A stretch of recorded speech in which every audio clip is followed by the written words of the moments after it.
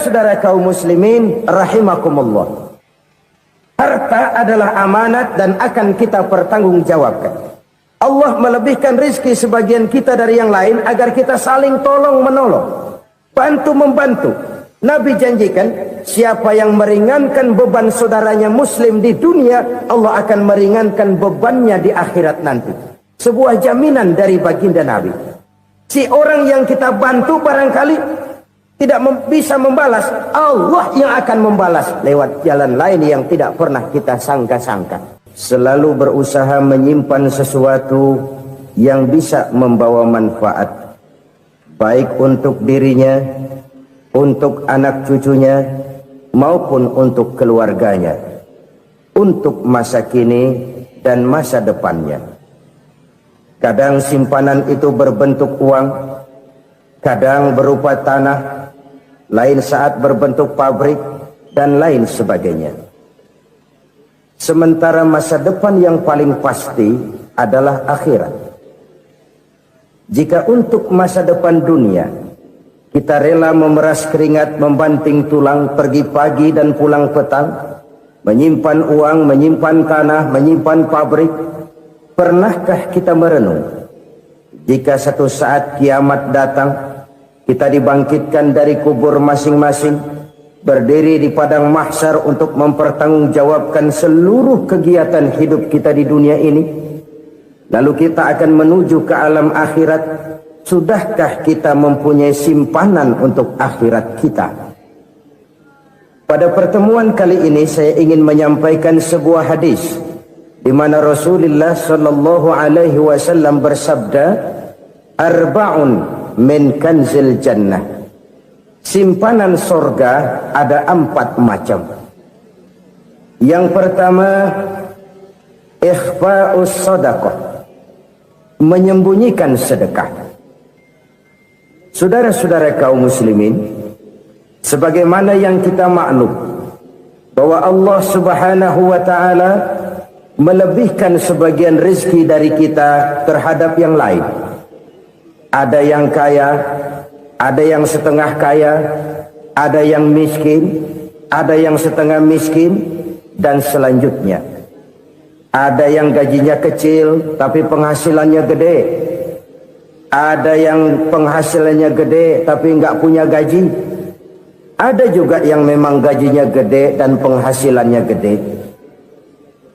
Kelebihan rezeki merupakan sunnatullah dan tidak harus membuat kita merasa lebih dari yang lain. Bahkan sebaliknya, kelebihan itu harus membuat kita ringan tangan untuk menolong mereka yang memang memerlukan pertolongan. Kalau saudara diberikan ilmu, maka pertanyaan akhirat cuma satu, ilmumu kau amalkan untuk apa? Kalau saudara diberikan umur yang panjang, pengadilan akhirat juga bertanya satu, umurmu kau habiskan di mana? Tapi kalau saudara diberikan harta, pengadilan akhirat akan bertanya 2, hartamu kau dapat dari mana, kau belanjakan kemana? Dari mananya ditanya, dan kemananya juga ditanya. Oleh karena kita akan dimintakan pertanggungan jawab, maka amanah yang bernama harta ini harus kita gunakan dengan sebaik-baiknya. Ada penggunaan yang merupakan kewajiban, itu zakat namanya. Ada penggunaan yang sewaktu-waktu, itu infak namanya. Ada yang lebih sewaktu-waktu lagi, dan itu sedekah namanya. Zakat dia terikat oleh haul dan nisab, oleh putaran batas waktu dan ukuran dari harta itu sendiri. Sedangkan infak terikat oleh situasi dan kondisi perekonomian seseorang. Sedangkan sedekah tidak terikat dengan apapun. Dalam kondisi seperti apapun kita bisa melakukan sedekah dengan yang terkecil sekalipun. Sampai-sampai Rasulullah sallallahu alaihi wasallam mengajarkan, la tahqiranna minal ma'rufi syai'an walau an talqa akhaka biwajhin talik. Atau ada hadis, tabassumuka fi wajhi akhika laka shadaqah. Senyumanmu kepada temanmu adalah sedekah. Jadi Untuk melakukan sodakoh tidak harus dalam berbentuk uang. Dengan ilmu kita bisa sodakoh, dengan tenaga kita bisa bersodakoh, dengan pikiran kita bisa bersodakoh, bahkan senyum kepada teman itu pun sodakoh. Jadi kalau sodakoh dengan uang memang belum punya uang, nyengir aja banyakin.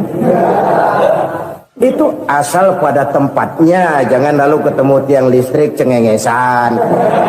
Tentu tidak pada tempatnya dan tidak wajar. Nah, sodakoh yang paling dicintai Allah adalah sodakoh yang disembunyikan. Artinya jauh dari sifat riya. Kan kadang-kadang ada orang sedekah itu disebutkan namanya, apa tidak bagus? Kalau memang niatnya ikhlas, ya bagus-bagus saja.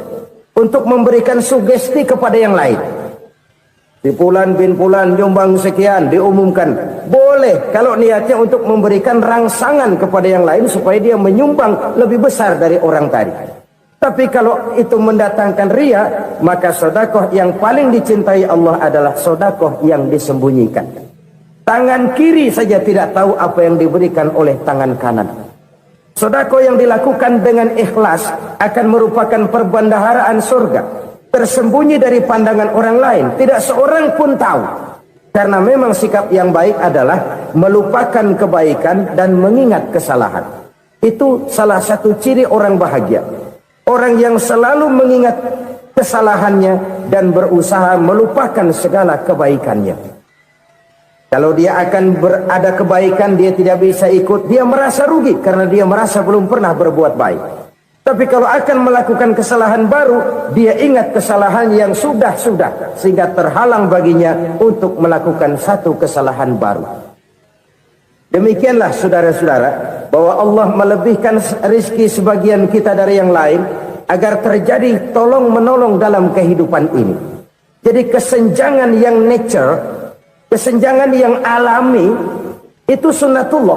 Ada yang kaya, ada yang miskin, ada yang kelas menengah. Nah, kenapa lalu sekarang kita berusaha mengentaskan kemiskinan? Oleh karena adanya kesenjangan struktural. Kalau yang kaya bisa semakin kaya, kenapa yang miskin tidak bisa naik jadi ikut sedikit kaya? Sebab pada dasarnya Islam adalah agama yang sejak turunnya sudah berupaya memerangi kemiskinan. Bahkan dikatakan kemiskinan itu mendekatkan kepada kekufuran. Orang kalau miskin udah dekat banget sama kafir. Gampang menjadi kafir. Berapa banyak saudara-saudara kita yang oleh karena soal perut, oleh karena soal materi, terpaksa meninggalkan dan menanggalkan akidahnya. Menjual petunjuk yang diberikan Allah dengan kesenangan dunia yang cuma sebentar ini. Na'udzubillah, thumma na'udzubillah. Jadi makin kita sembunyikan satu sedekah, semakin banyak perbendaharaan kita di surga. Sedekah yang paling dicintai Allah adalah sedekah yang disembunyikan. Malahan ada seorang sufi, dia punya kebiasaan kalau pergi sholat Jumat dia bawa uang, itu uang dia taruh di bawah tikar masjid. Dia niat sedekah kepada siapa saja yang nemuin itu duit. Maksudnya apa? Supaya yang nemuin nggak tahu siapa yang punya duit. Demikian dia saking ingin menyembunyikan sedekahnya. Karena sifat riya itu bisa memakan amal kita sendiri. Riya itu termasuk menyebut-nyebut kebaikan kita. Orang yang suka nepuk dada, sedikit-sedikit ngitungnya kalau nggak gua. Tuh kalau nggak gua tuh yang belah situ, kalau nggak gua, iya kalau nggak lu kenapa emang?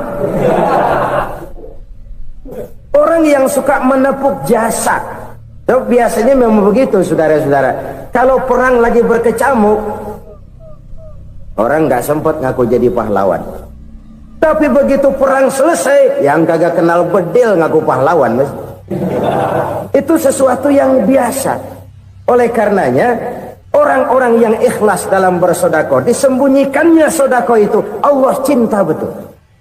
Malahan ada hadis memberikan jaminan, inna sedaqatal mar'il muslimi tazidu fil umri wa tadfa'u mitatas su'i.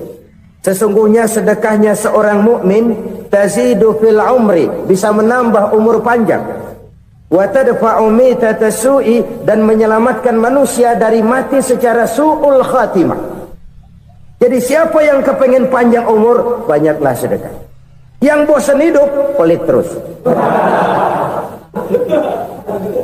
Sedekah menambah panjang umur dan menyelamatkan manusia dari mati secara su'ul khatimah. Pak, katanya umur itu nggak bisa ditambah, nggak bisa dikurangin. Kapan? Kalau ajal sudah datang. Fa idza jaa ajaluhum la yastakhiruna sa'atan wa la yastaqdimun. Kalau ajal datang tidak bisa dimajukan, tidak bisa dimundurkan. Itu kalau ajal sudah datang. Tidak bisa lagi umur ditambah dikurangi, sudah datang. Tapi kalau belum datang, itu kan haknya Allah. Mau ditambah, mau dikurangi, hak prerogatif Allah. Sebagai pencipta manusia, Allah maha kuasa dan maha mampu. Sedekah ini menambah panjang umur dan menyelamatkan manusia dari mati secara su'ul khatimah. Itu orang mati kan sama ya, kondisinya mati, nggak nafas. Tapi hakikat mati kan lain-lain. Ada yang mati itu husnul khatimah, baik akhirnya. Misalnya lagi ngaji mati, lagi sholat mati, lagi sedekah mati. Ini yang dinamakan dengan husnul khatimah, baik di akhirnya. Sebaliknya ada yang su'ul khatimah, jelek di akhirnya. Ini yang jadi catatan akhir.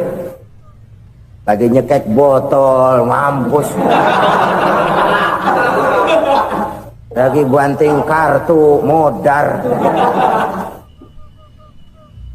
Su'ul khatimah, jelek pada akhirnya. Sedekah menyelamatkan manusia dari mati secara su'ul khatimah. Dan kita semua kepengen mendapat husnul khatimah, jauh dari su'ul khatimah. Oleh sebab itu yang bisa menyelamatkan kita dari penyakit itu antara lain adalah sedekah yang disembunyikan, yang dikerjakan dengan ikhlas karena Allah, tidak karena kepengen dipuji orang, tidak karena ingin dikatakan orang pemurah. Sebab orang dermawan itu orang yang memberi tanpa harus diminta. Kalau masih harus diminta, ya belum dermawan namanya, masih harus diminta. Kalau nggak diminta ya tulus, lolos, polos. Saudara-saudara kaum muslimin rahimakumullah, harta adalah amanat dan akan kita pertanggungjawabkan. Allah melebihkan rizki sebagian kita dari yang lain agar kita saling tolong menolong, bantu membantu. Nabi janjikan, siapa yang meringankan beban saudaranya muslim di dunia, Allah akan meringankan bebannya di akhirat nanti. Sebuah jaminan dari baginda Nabi. Si orang yang kita bantu barangkali tidak bisa membalas, Allah yang akan membalas lewat jalan lain yang tidak pernah kita sangka-sangka. Ada orang tanya, Pak, ini ada orang nyumbang masjid sambil marah-marah, bagaimana? Saya bilang, sumbangannya aja ambil, marahnya jangan. Marahnya jangan diambil, itu urusan dia. Saudara-saudara kaum muslimin rahimakumullah, umat Islam ini kan umat yang punya potensi besar. Kadang kita merenung, kenapa kadang-kadang pembangunan masjid kok lambat sekali? Kalau hotel hari ini peletakan pertama, bulan depan peresmian. Supermarket hari ini peletakan batu pertama, minggu depan peresmian. Tapi kalau sudah yang namanya masjid, kadang-kadang peletakan batu pertama sekaligus jadi batu terakhir. 3 tahun, 4 tahun, campur nebar jalak di jalanan, duit dijaring kayak ikan sepat. Apa tidak ada orang Islam yang kaya? Banyak. Apa tidak ada pengusaha muslim yang jadi konglomerat? Ada. Lalu yang belum banyak itu yang komit terhadap nilai-nilai agamanya. Akhirnya kita jatuh jadi umat yang lemah. Belum ada pengusaha konglomerat muslim buka pabrik supermi cap bedug misalnya umpamanya, atau pabrik kecap cap sorban, supaya identitas keislamannya sedikit kelihatan. Kita jatuh jadi umat yang lemah karena potensi tidak terinventarisir dengan baik. Kita ini ibarat kompor yang cuma matengin nasi orang lain. Potensi kita dimanfaatkan oleh orang lain. Ukhuwah Islamiyah kita baru terbatas kepada silaturahmi. Ukhuwah di bidang ekonomi kita lemah, ukhuwah di bidang kebudayaan kita lemah, apalagi ukhuwah di bidang politik kita lebih rapuh lagi.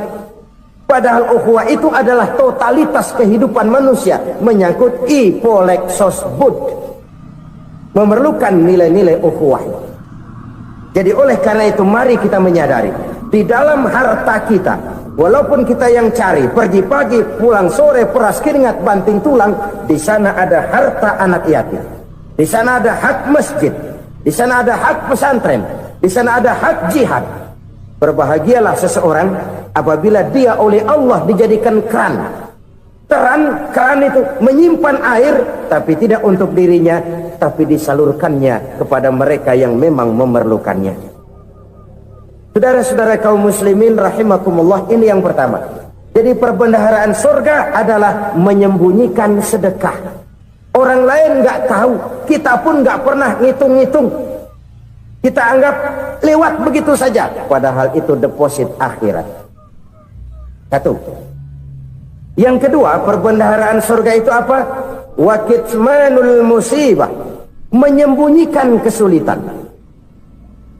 Kadang orang takut menghadapi kesulitan, tapi makin kita merenung, hidup ini kan sebenarnya urusan. Takut sama urusan, ya jangan hidup. Tandanya orang hidup itu kalau punya urusan.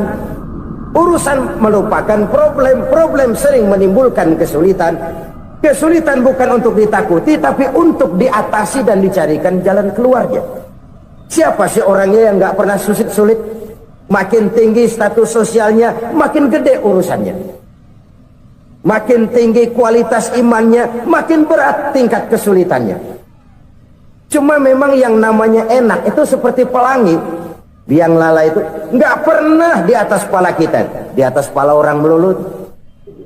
Lo sih enak lo, kata kita. Dia juga bilang, yang enak kan lo.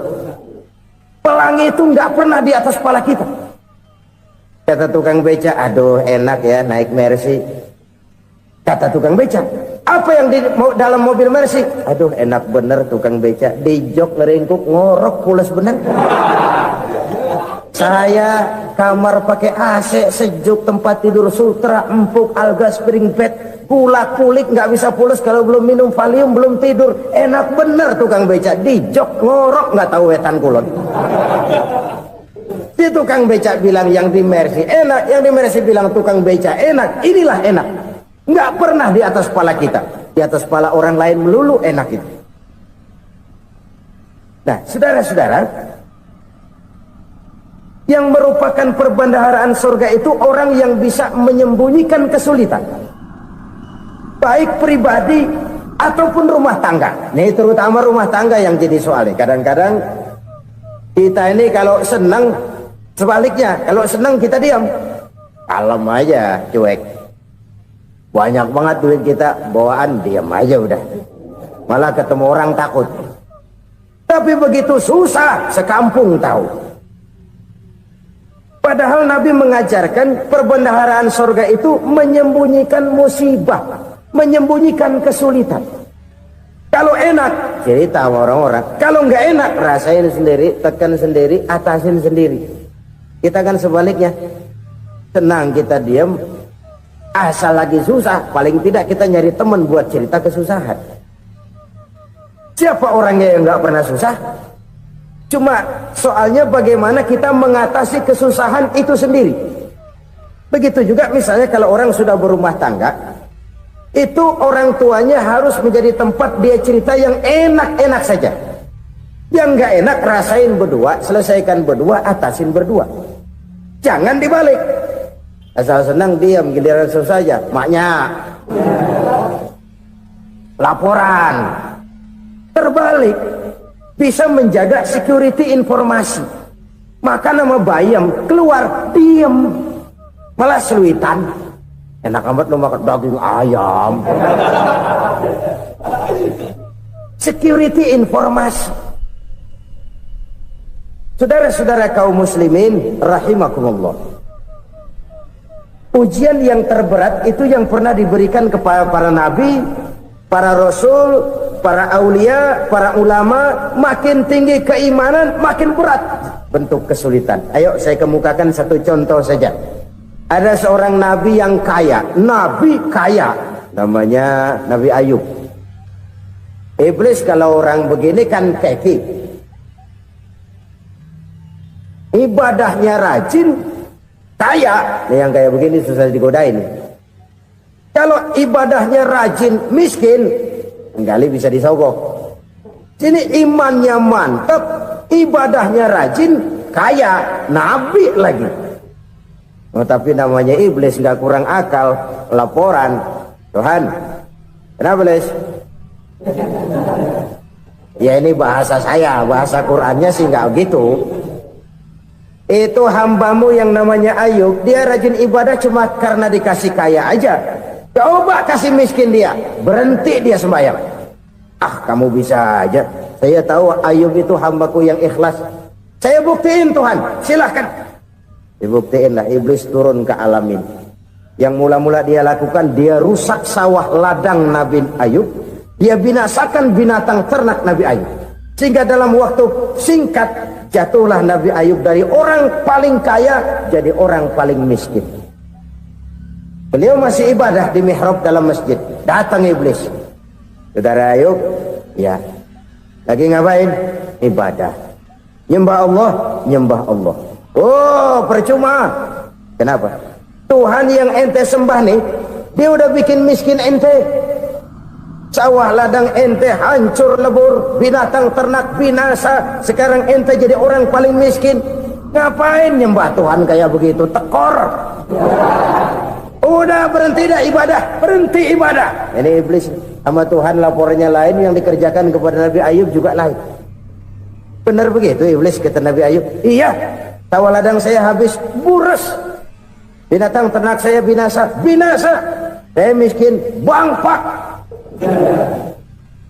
Apa jawab Nabi Ayub? Bukan innalillahi, ini hebat. Alhamdulillahillazi a'tani wa akhza minni. Segala puji bagi Allah yang telah memberikan harta kepada saya dan sekarang mengambilnya lagi. Alhamdulillah. Allah yang ngasih, Allah yang ambil. Itu mah urusan Allah. Iblis cuman ibadah jalan terus, sujud lagi Nabi Ayub. Iblis seleher gondok banget. Dasar Nabi nggak mempan dia apa-apain. Miskin malah alhamdulillah. Allah yang ngasih, Allah yang ngambil. Jadi kalau kita tidak komit, kita tidak terikat kepada kaya, miskin, senang, susah, apa yang bisa bikin kita susah? Jadikan kekayaan, kemiskinan, jadikan senang, susah sebagai anak buah yang bisa kita atur. Jangan kekayaan ngatur kita, jangan kemiskinan ngatur kita. Kita yang harus mengatur mereka. Senang, susah, kaya, miskin, bahagia, sengsara, jadikan itu anak buah yang bisa kita atur. Kalau sekarang kita kaya, lain saat boleh jadi kita miskin, semiskin-miskinnya. Allah yang ngasih, Allah yang ngambil. Tenaga mana yang bisa menghalangi? Ibadah jalan terus. Iblis makin gondok. Dasar Nabi loh. Akhirnya apa? Nabi Ayub dikerjain, diberikan penyakit. Demikian fatal penyakitnya. Bayangin, udah miskin sakit. Masya Allah. Miskin sakit. Sakitnya nggak lama, kira-kira 16 tahun. Istrinya 3, 2 mental minta ceraiin. Ngerawatin laki bengek begini. Senang belum tentu, susah udah pasti nih. Cerai aja, cerai dah. Cerai. Tinggal satu Siti Rahmah yang setia menemani beliau. Sesetia-setianya hati perempuan. Satu saat Siti Rahmah bilang, "Bang, iya, abang kan Nabi bang. Lalu, namanya Nabi kan doanya jarang meleset bang. Maksud kamu minta kenapa sih sama Tuhan biar abang sembuh baik dah bang?" Siti Rahmah, iya. Saya sakit berapa tahun sih dah? 16 tahun bang. Sebelum ini saya sehat berapa tahun? Ya kira-kira 60 tahun bang. Nah coba ente banding-bandingin Rahmah. Saya dikasih sehat 60 tahun. dikasih sakit 16 tahun, sudah nggak sabar mau doa kepada Allah minta sembuh. Saya malu kepada Allah. Diuji dengan yang luar biasa seperti ini, tidak mengganggu stabilitas kehambaannya. Dia tetap menghamba kepada Allah Subhanahu wa ta'ala. Saudara-saudara kaum muslimin rahimakumullah, kunci menghadapi kesulitan itu apa? Allah jelaskan dalam satu ayat, wa basyiris sabirin alladzina iza asabathum musibah qalu inna lillahi wa inna ilaihi raji'un. Gembirakan orang-orang yang sabar. Siapa mereka itu? Yang apabila mendapat musibah mereka kembali kepada keyakinan dasar, segalanya dari Allah dan segalanya akan kembali kepada Allah. Ini konsepsi dasar dari sikap muslim dalam menghadapi berbagai kesulitan. Segalanya dari Allah, segalanya akan kembali kepada Allah. Kalau ini sudah kondisi dasarnya, maka kita akan lapang menghadapi kenyataan bagaimanapun pahitnya. Apakah itu namanya miskin, apakah itu namanya sakit, bahkan maut sekalipun. Segalanya dari Allah, segalanya akan kembali kepada Allah. Ini sikap hidup, bukan sekedar ucapan. Kita kadang-kadang menjadikannya sebagai ucapan. Mulutnya sih nggak berhenti, innalillahi wa inna ilaihi raji'un, tapi nangisnya terus gerung-gerungan. Bukan itu, ini kesadaran moral. Kalau segalanya dari Allah, segalanya kembali kepada Allah, kan sebenarnya cuma nunggu giliran. Hari ini saya nyembayangin dia, entah hari apa saya disembayangin orang. Hari ini saya antar dia ke kubur, entah hari apa orang nganterin saya ke kubur. Hari ini saya tahlilkan dia, entah nanti kapan orang tahlilkan saya. Segalanya dari Allah, segalanya akan kembali juga kepada Allah. Oleh sebab itu saudara-saudara, kesulitan bukan untuk ditakuti. Kesulitan justru untuk diatasi, dicarikan jalan keluarnya. Dan tidak ada orang yang tidak pernah mendapat kesulitan. Tidak ada. Semakin tinggi status sosial, semakin tinggi kualitas keimanan, semakin besar juga tingkat kesulitan. Hanya saja bagaimana cara kita mengatasinya. Dan Al-Quran menyatakan, inna ma'al usri yusra. Di balik kesulitan itu pasti ada kemudahan. Roda itu berputar. Karena itu Rasulullah sallallahu alaihi wasallam mengingatkan kepada kita, ta'arraf ilallahi firraha ya'rifka fisyiddah. Ingatlah kepada Allah di waktu kamu senang, supaya Allah ingat kepada kamu di waktu kamu susah. Kalau waktu senang kita ingat kepada Allah, kita susah, Allah tidak akan meninggalkan kita. Tapi kalau waktu senang kita jauh dari Allah, sujud tidak sempat, dengan masjid jauh, ketika senang kita lupakan Allah. Nanti begitu kita susah, Allah lupakan kita. Dan itu menyakitkan. Oleh karena itu orang-orang tua kita dulu bilang, kalau lagi sehat ingat-ingat lu bakal sakit nanti. Kalau lagi kaya ingat-ingat satu saat kita bakal jatuh miskin. Bahkan kalau lagi muda ingat-ingat kita bakal tua. Dan yang terpenting, kalau lagi hidup ingat-ingat kita bakal mati. Saudara-saudara kaum muslimin rahimakumullah. Jadi yang kedua yang merupakan perbendaharaan surga, menyembunyikan musibah. Saudara-saudara kaum muslimin rahimakumullah. Hal ketiga yang merupakan perbendaharaan surga adalah wasilatur rahmi. Orang yang suka bersilaturahmi. Sebagaimana yang kita maklum bahwa manusia adalah makhluk yang disebut zon politika. Makhluk sosial yang tidak mungkin hidup sendiri-sendiri. Betapa dan siapapun kita memerlukan orang lain. Bodoh betul manusia kalau tinggal di tengah masyarakat tapi tidak mau bermasyarakat.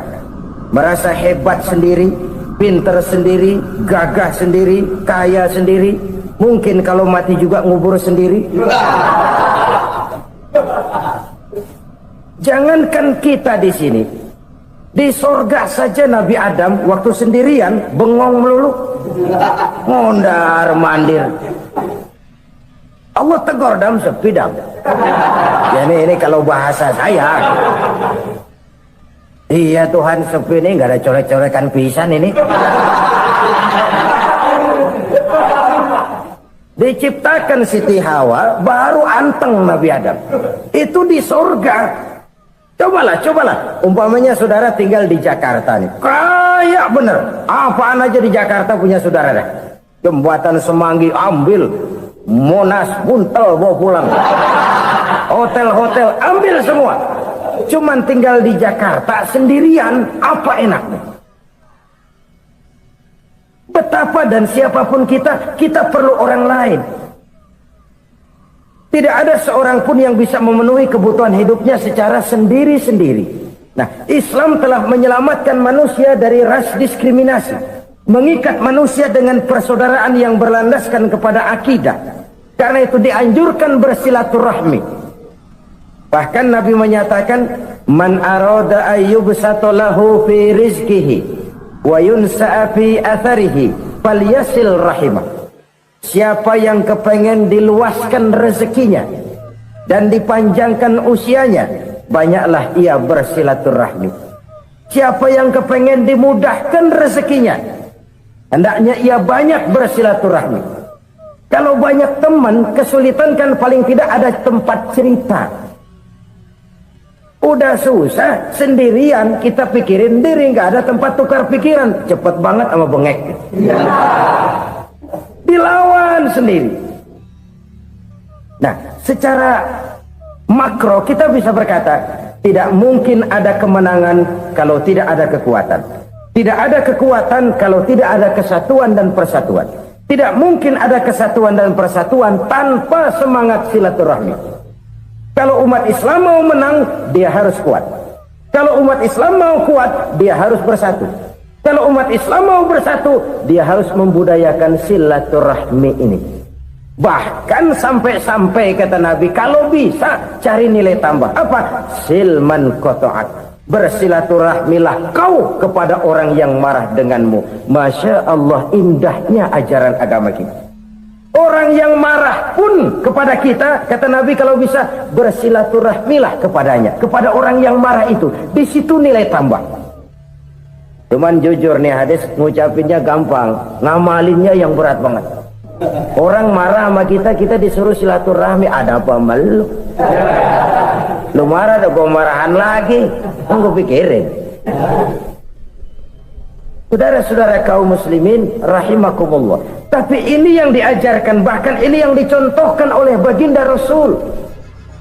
Bagaimana begitu mudah, misalnya satu saat Abu Jahal ini ngatur strategi bagaimana bikin Muhammad celaka. Dia gali lubang di depan tempat tidurnya. Dia tutupin daun korma. Terus dia panggil seseorang, ke sini.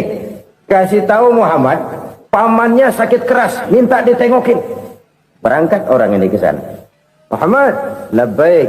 Pamanmu sakit keras, dia minta ditengokin. Baik, saya akan datang menjenguk beliau. Berangkatlah Nabi ke rumah Abu Jahal tanpa prasangka apapun. Abu Jahal udah pasang setil, selimut 3 rangkap setengah dipakai, persis kayak orang meriang. Tapi sembari ngintip dari balik selimut, begitu Muhammad buka pintu, nah masuk perangkap nih. Muhammad jalan menuju tempat pembaringan. Makin lama makin dekat, makin lama makin dekat, makin dekat ke lubang yang dipasang oleh Abu Jahal itu. Dalam hati Abu Jahal, terus dah jatuh, mampus dah lo ini. Mampus lo hari ini nih. Apa yang terjadi? Malaikat Jibril datang. Muhammad, pamanmu cuma pura-pura sakit. Di depan tempat tidurnya ada lubang perangkap supaya kamu jatuh ke situ. Sudah, kamu pulang. Balik kanan Nabi. Sudah hampir jatuh ke lubang, balik kanan, pulang. Bayangin kecewanya Abu Jahal. Muhammad dikit lagi. Enggak paman, saya pulang aja. Emosi bangun dari tempat tidur, enggak sadar kalau lagi pura-pura sakit. Lompat ngejar Nabi, dia lupa dengan lubang yang dia gali. Pusrak, nyemplung sendiri ke dalam lubang.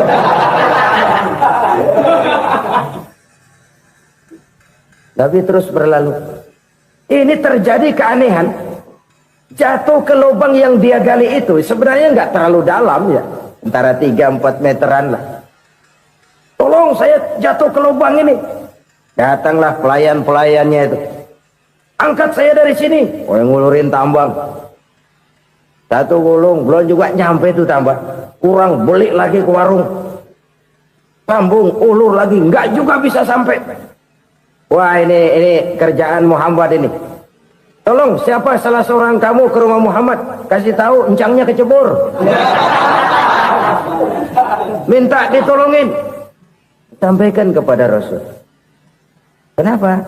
Pamanmu jatuh ke lubang, Muhammad minta tolong diangkatin.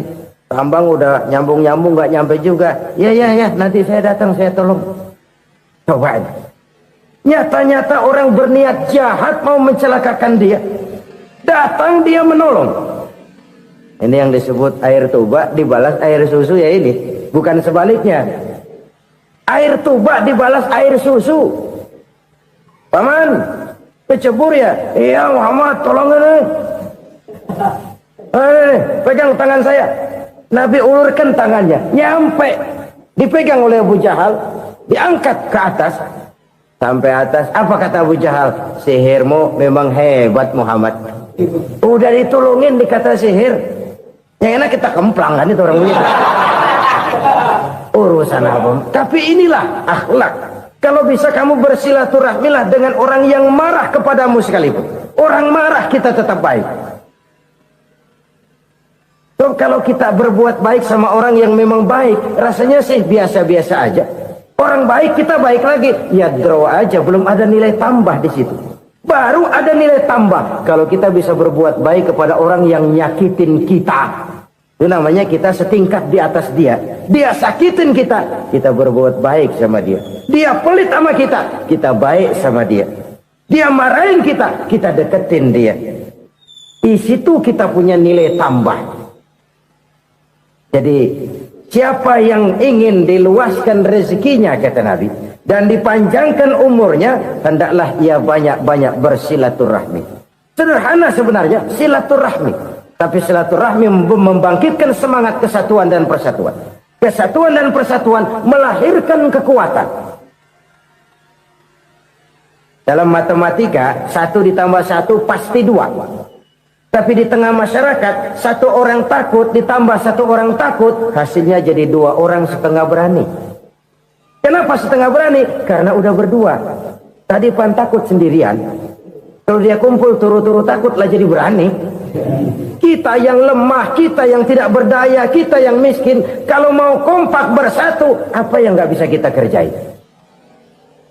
Apalagi tinggal di kota besar, pilihan cuma 2. Bertahan atau minggir. Bertahan atau minggir. Untuk bisa bertahan harus mampu bersaing.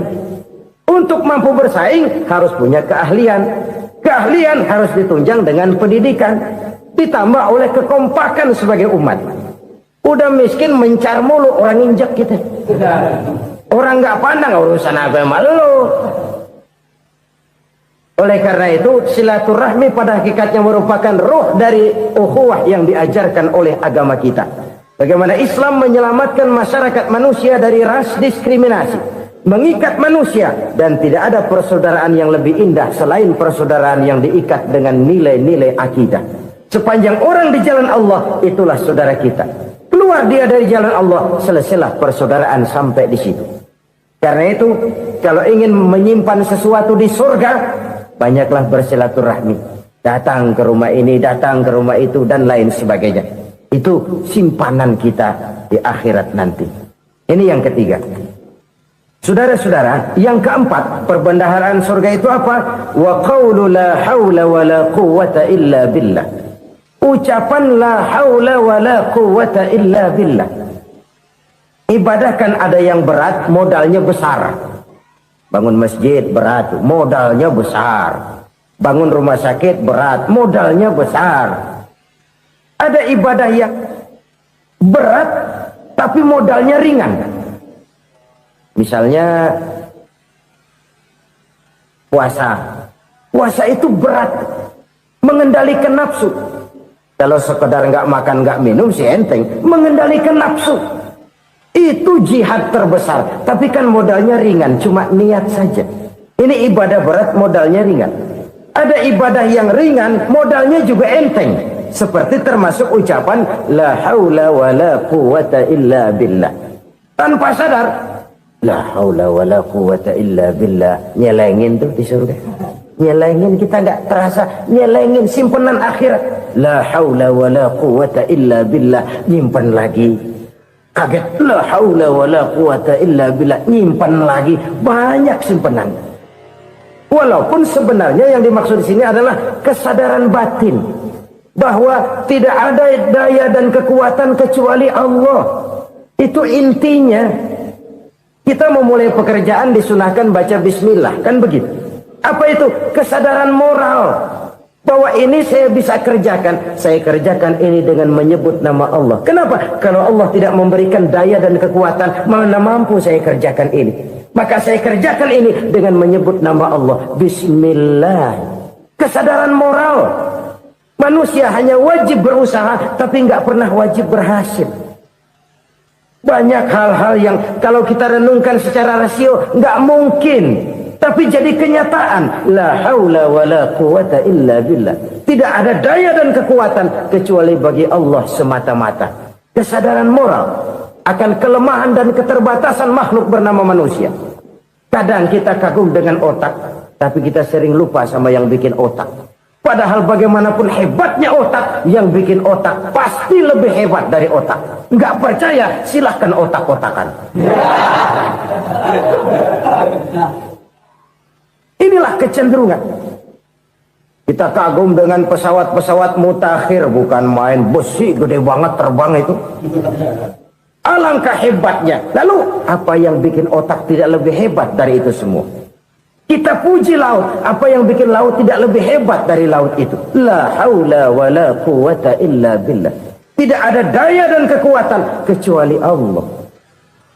Apa yang bisa kita lakukan? Kalau tidak karena daya dan kemampuan yang diberikan oleh Allah kepada kita. Lahirlah sikap tawadu, rendah hati. Tidak melonjak menjadi angkuh dan sombong. Sadar akan kelemahan dan keterbatasan diri. Sebagai makhluk yang diciptakan oleh Allah subhanahu wa ta'ala. Jadi satu sisi ini ucapan yang berpahala, la haula, jadi wiridan. Pada sisi lain ini kesadaran moral, sikap mental, kesadaran batin. Bahwa yang punya daya dan kekuatan itu cuma Allah. Kita nggak pantas untuk sombong. Sebab sombong itu pakaiannya Allah. Kita nggak sedang pakai pakaian Allah, kegedean. Dan makin kita renungi, makin terbentur. Apa sih yang bisa kita sombongin? Kita mau sombong apa? Kaya? Pintar? Itu kan semua relatif. Di atas langit masih ada langit lagi. Jadi oleh karenanya, marilah kita menyadari. Manusia hanya wajib berusaha, tapi tidak pernah wajib berhasil. Yang berusaha saja tidak wajib berhasil, apalagi yang tidak berusaha.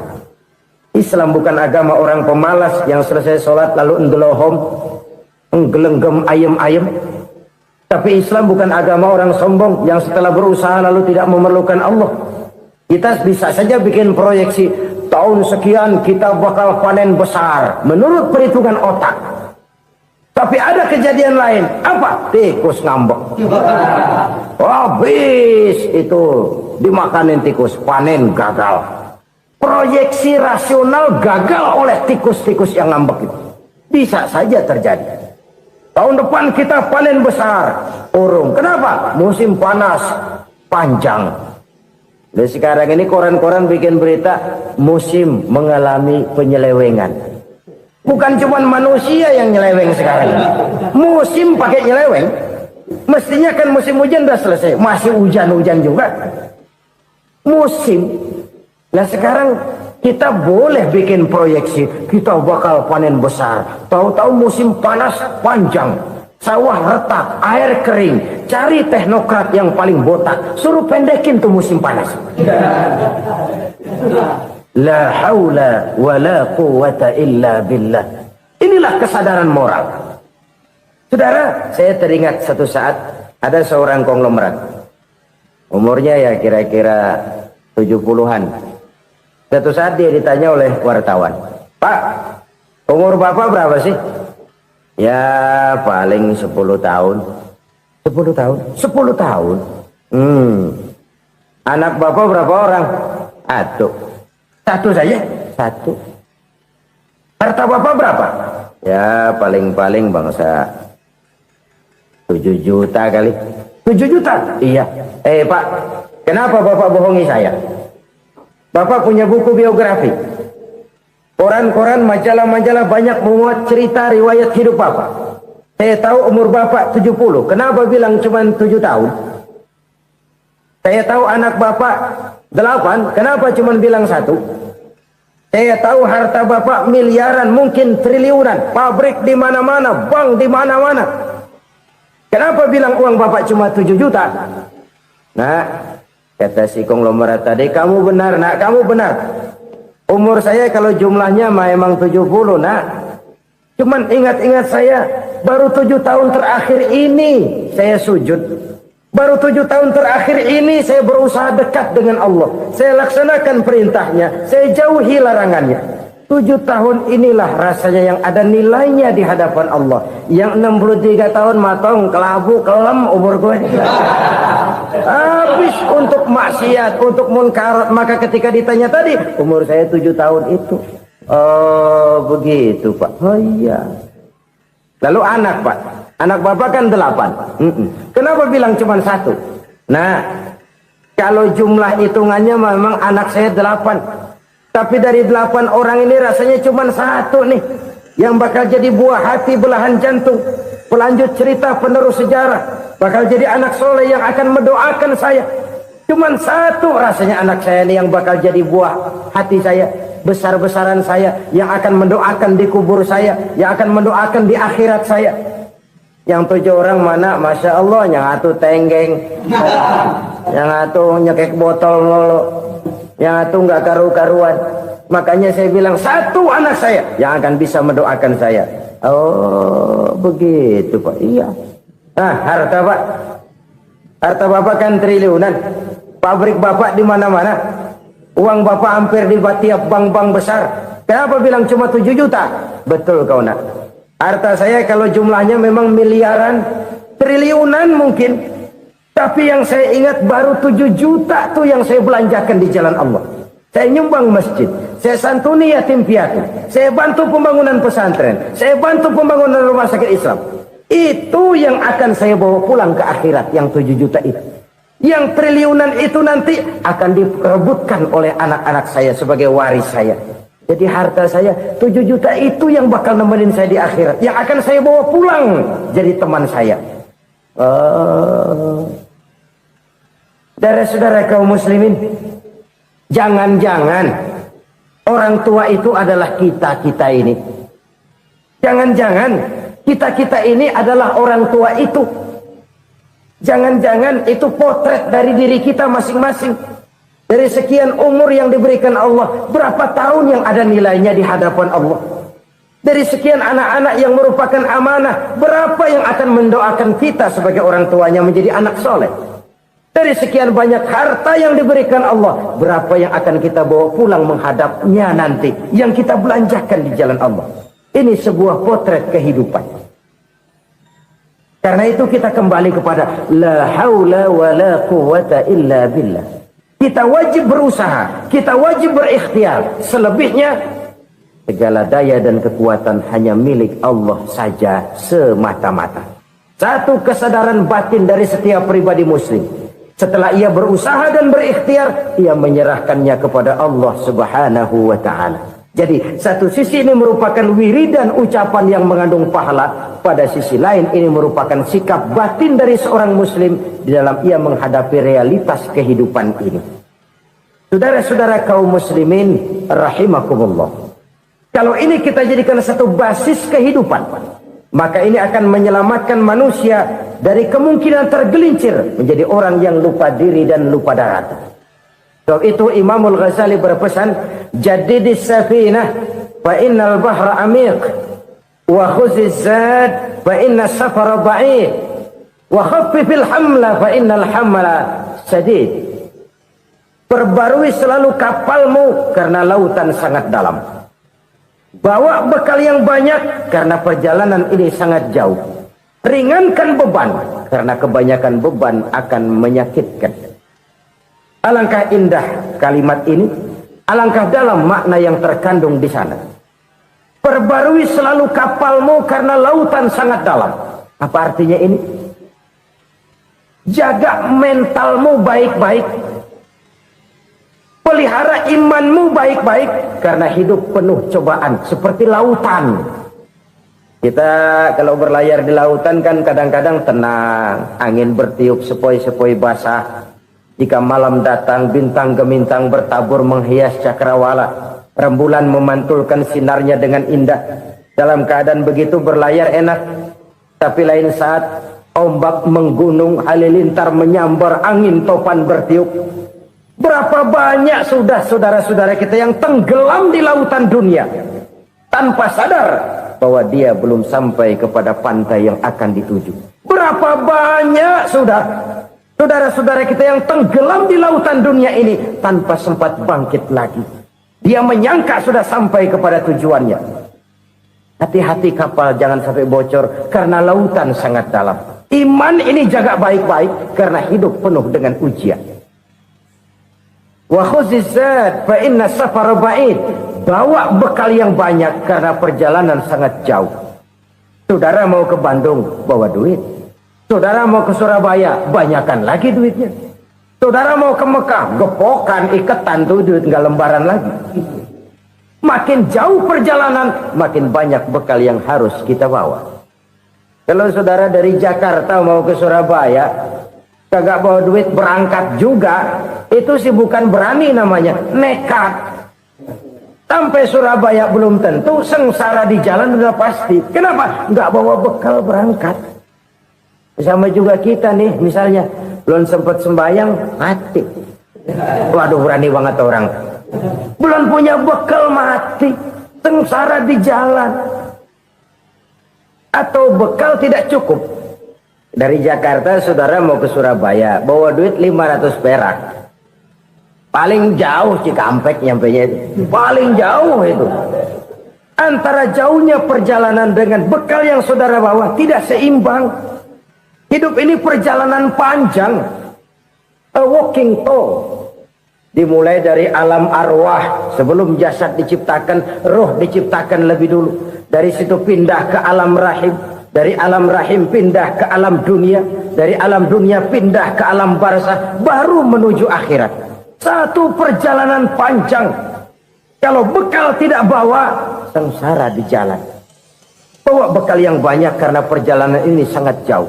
Wa khaffifil hamla, ringankan beban karena beban itu cuma akan menyulitkan. Kalau bekal itu sih keperluan, tapi beban nggak kita perluin, cuma ngeberat-beratin. Apa ini beban? Dosa, kecurangan, kebatilan, kezoliman, ketidakadilan, kesewenang-wenangan.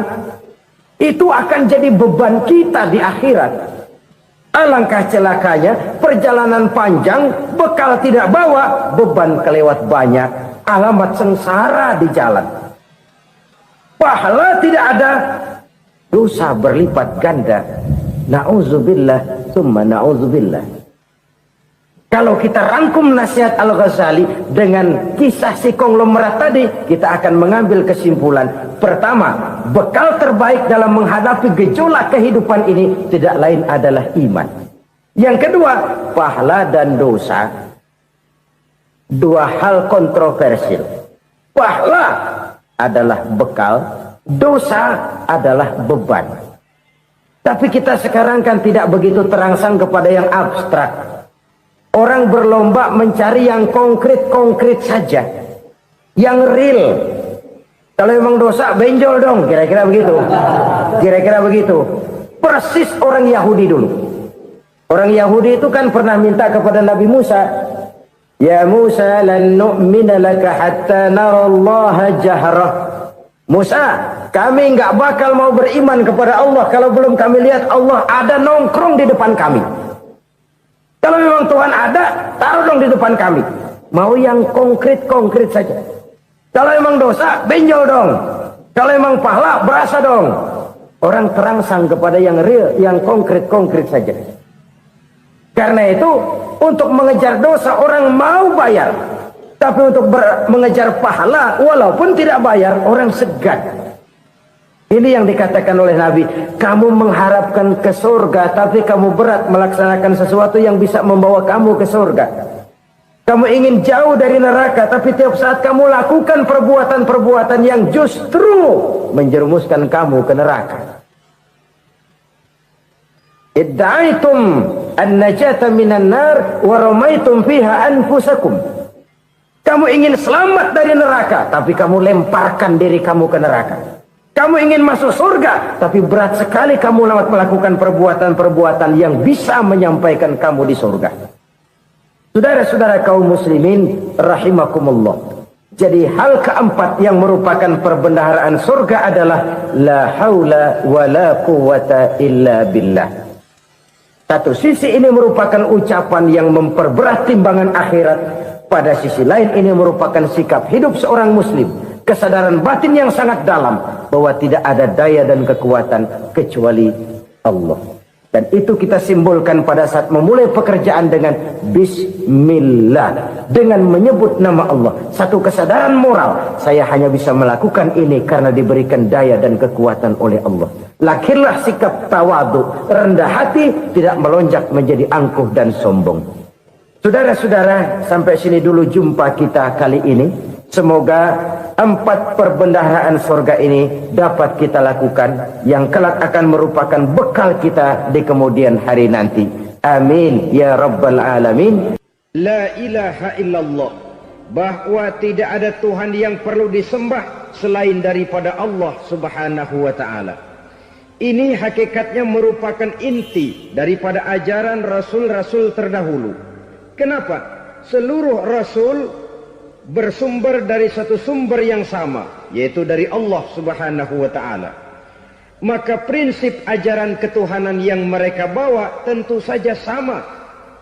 Nabi Adam mengajarkan la ilaha illallah. Nabi Nuh mengajarkan la ilaha illallah. Cuma tentu sambungannya Nuh Rasulullah. Nabi Ibrahim mengajarkan la ilaha illallah, Ibrahim Rasulullah.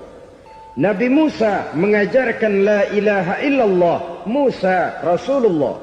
Bahkan Nabi Isa mengajarkan la ilaha illallah, Isa Rasulullah. Dan Nabi Muhammad mengajarkan la ilaha illallah, Muhammadur Rasulullah. Akhlak manusia kepada Allah dengan menanamkan tauhid. Jadi kalau ingin berakhlak yang benar kepada Allah, jaga tauhid, pegang teguh akidah. Saudara-saudara kaum muslimin rahimakumullah. Lawan daripada tauhid adalah kufur. Kufur bisa 2. Bisa kufur iman, bisa kufur nikmat. Kufur itu sifatnya, kafir itu orangnya. Ada orang kufur iman, dan ini merusak akhlak kepada Allah subhanahu wa ta'ala. Kufur iman itu kadang-kadang bentuknya syirik, orangnya disebut musyrik. Kufur iman itu kadang-kadang bentuknya nifaq, orangnya disebut munafik. Kufur iman itu kadang-kadang bentuknya riddah, orangnya disebut murtad. Ini merupakan jenis daripada kufur-kufur iman dan tergelincirnya manusia daripada akhlak kepada Allah subhanahu wa ta'ala. Benar, di zaman sekarang kita tidak menyembah berhala. Memang di zaman sekarang kita tidak menyembah patung. Iya, kita tidak berkeyakinan Tuhan lebih dari satu.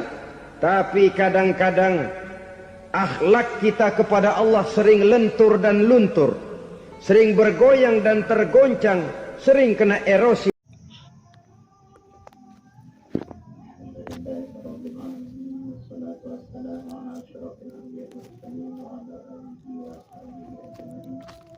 Oke guys, ya sambil mendengar yang oke, let's go.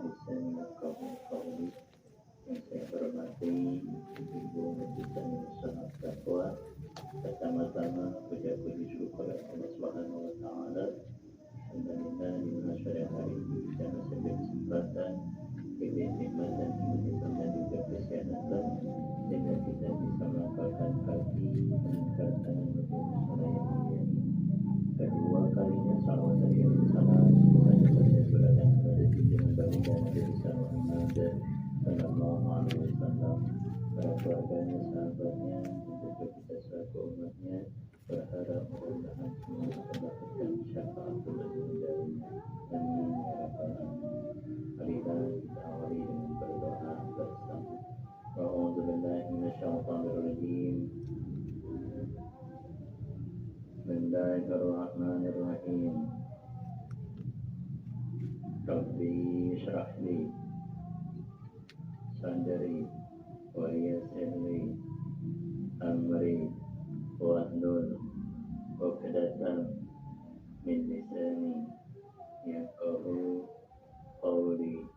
Allahumma inna nas'aluka rahman nabiyyin wa hifdzil mursalin wa ilhaman malaikatin muqarrabin. Allahumma aghnina bil ilmi wa zayyinna bil hilmi wa akrimna bit taqwa wa jannibna bil afiyah bi rahmatika ya arhamar rahimin. Rabbi zidna ilma warzuqna fahma waj'alna minal muslimin.